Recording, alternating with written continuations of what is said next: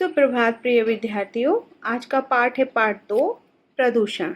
ये पाठ मैं आपके सामने पढ़ूंगी, आप इसको ध्यान से सुनिएगा, समझिएगा और फिर इसका अभ्यास कार्य करिएगा। आइए प्रारंभ करते हैं। पाठ को पढ़ने से पहले इसके शब्दार्थ पढ़ रही हूँ, सुनिए।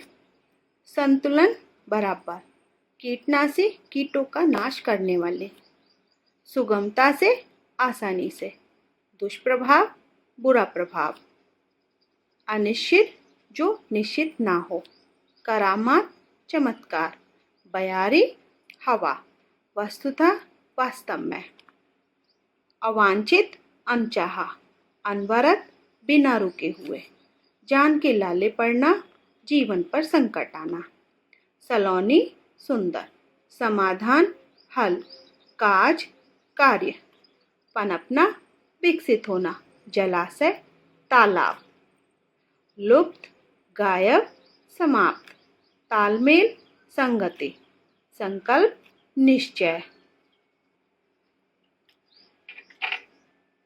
हम सभी जानते हैं कि धरती पर जीवन प्रकृति संतुलन से ही संभव हो सका है। धरती वनस्पतियों से पूरी तरह ढक न जाए, इसीलिए घास खाने वाले जानवर पर्याप्त मात्रा में थे।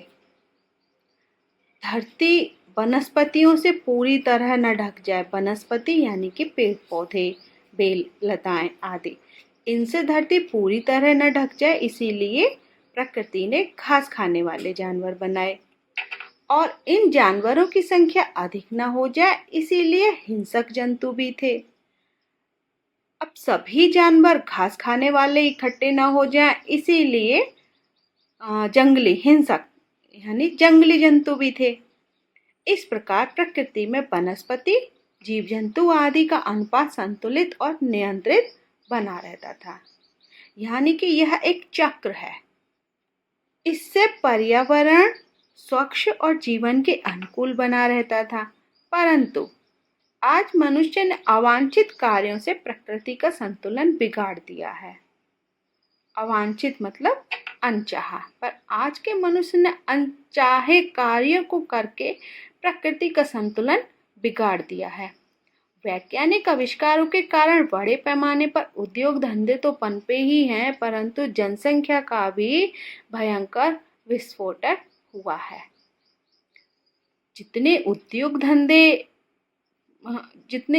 धंधे पनपे हैं, उसी प्रकार से हमारे जो है जनसंख्या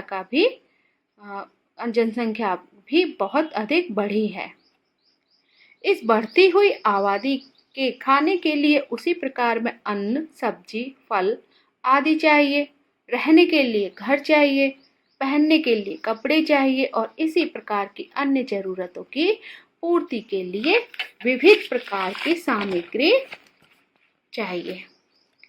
खेती करने के लिए, घर बनाने के लिए, कल कारखाने लगाने के लिए, सड़कें और रेल पटरियां बिछाने के लिए धरती चाहिए। तो देखा बच्चों, जिस तरीके से हमारी जनसंख्या की आबादी बढ़ी है, उसी तरीके से उनके रहने के लिए, उनके खाने के लिए, उनके काम करने के लिए, उनकी खेती करने के लिए, घर बनाने के लिए हमें जो है धरती की आवश्यकता है।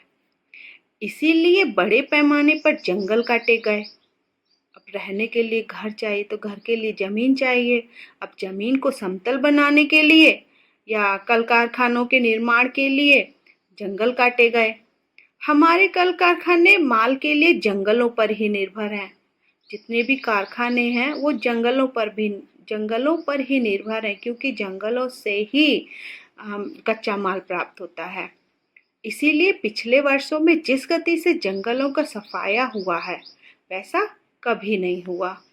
नई तकनीकी से पेड़ काटने की गति तो खूब बढ़ी, किंतु उतनी ही गति से कटे हुए पेड़ों की जगह नए पेड़ उगाने का प्रयत्न नहीं किया गया। बढ़ती हुई आबादी को खिलाने के लिए खेतों को रासायनिक उर्वरक चाहिए, पौधों को कीटाणु हानि न पहुंचाए इसलिए कीटनाशी दवाइयां चाहिए, और इन उर्वरकों और कीटनाशी दवाइयों के कारण मिट्टी प्रदूषित होती जा रही है। बड़े बड़े उद्योग धंधों, बढ़ते हुए शहरीकरण के कारण बड़े बड़े नगर बस गए। इन नगरों से निकलने वाला कूड़ा कचरा तथा कारखानों से निकलने वाले अवशिष्ट पदार्थ अंत में नदियों या जलाशयों में ही गिरते हैं। ये तो आप जानते ही हो कि कल कारखानों का जितना भी कचरा हमारा बहता है वो सब नदियों या तालाबों में ही गिराया जाता है। इस कारण नदियों और जलाशयों का जल प्रदूषित होता जा रहा है। खुली भूमि में भी कूड़ा कचरा डाला जाता है। इस कचरे में बहुत तरह के जहरीले रसायन निकलते हैं। ये जहरीले रसायन होते हैं। बड़े बड़े कल कारखाने, वाहन, बिजली तापघर आदि बहुत अधिक धुआं उगलते हैं। धुएं में धूल कण, कार्बन कण, sulphur dioxide, nitrogen dioxide, carbon monoxide आदि होने के कारण वायु दूषित हो जाती है। इस प्रकार आज भूमि, पानी और हवा तीनों ही प्रदूषित होते जा रहे हैं। जानते हो बच्चों ये आप।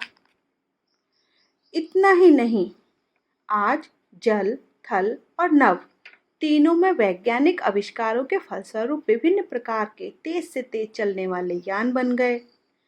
इससे यातायात में बड़ी सुविधा हुई, दुनिया छोटी हो गई है और लोग एक स्थान से दूसरे स्थान तक शीघ्रता और सुगमता से आने जाने लगे हैं, है कि नहीं। इतने तेज चलने वाले यान बढ़ गए, इतनी बसेस, ट्रेन गाड़ी, बहुत सारी चीज़ें बढ़ गई हैं जिससे आप कम समय में बहुत दूरी तय कर लेते हैं, जल्दी से जल्दी पहुंच जाते हैं। और ये अनवरत दौड़ती हुई रेलगाड़ियां, बसें, बड़े बड़े जलपोत, विमान लगातार धुआं तो उगलते ही हैं और शोर भी पैदा करते हैं। इससे वायु प्रदूषण के साथ साथ ध्वनि प्रदूषण भी बढ़ता जा रहा है।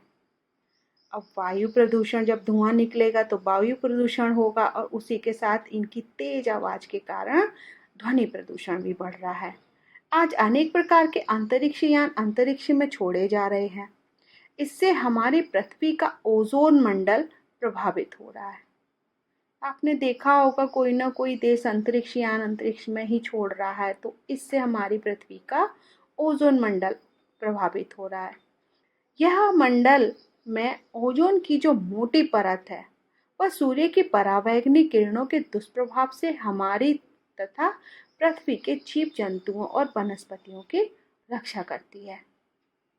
जो हमारी पृथ्वी के चारों तरफ ओजोन की परत है वो हमारे सूर्य से निकलने वाली इन तेज किरणों, परावैंगनी किरणों के दुष्प्रभाव से हमारी रक्षा करती है। वैज्ञानिकों का कहना है कि जब तक पृथ्वी के चारों ओर ओजोन की परत नहीं थी तब तक धरती पर जीवन प्रारंभ नहीं हुआ था। औद्योगिक विकास में जहां हम अनेक प्रकार की सुख सुविधाओं की भौतिक चीजें उपलब्ध कराई हैं, वहीं उसने वायुमंडल में क्लोरोफ्लोरोकार्बन नामक गैस की मात्रा भी बढ़ा दी है, जिससे ओजोन परत में छेद हो गया। इसके कुप्रभाव से ओजोन की मात्रा में कमी हो रही है। यदि ओजोन गैस की परत और भी पतली हो गई तो फिर सूर्य से आ रही परावैंगनिक किरणों से बचाव कैसे होगा। समझ में आया आपको। यदि यही रफ्तार रही तो पृथ्वी की परिस्थितियां और अधिक बिगड़ती चली जाएंगी। संभव है कि वातावरण का औसत ताप 1.5 डिग्री सेल्सियस 4.5 डिग्री सेल्सियस तक बढ़ जाए। तब यह भी संभव है कि ध्रुव प्रदेश हमारे निवास के योग्य बन जाएं और जहां आबादी है वह स्थान समुद्र के गर्भ में समा जाए। आज चारों ओर के प्रदूषण, भूमि प्रदूषण, जल प्रदूषण, वायु प्रदूषण, ध्वनि प्रदूषण फैल रहे हैं। भविष्य में इनका दुष्प्रभाव कितना फैलेगा बताना मुश्किल है। हम जानते हैं कि प्राय सभी जीवधारियों के लिए प्राणवायु यानी ऑक्सीजन आवश्यक है। यदि प्राणवायु दूषित हो जाएगी तो जीवधारियों की जान के लाले पड़ जाएंगे। आया बच्चों समझ में। तो ये चारों प्रदूषण बढ़ने के कारण हमारी पृथ्वी, हमारे वायुमंडल पर क्या प्रभाव पड़ रहा है ये तो आपको समझ में आ ही रहा है। तो आज का यह चैप्टर हम यहीं तक पढ़ाएंगे। इसका शेष भाग हम अगले कक्षा में पढ़ाएंगे। ओके बच्चों।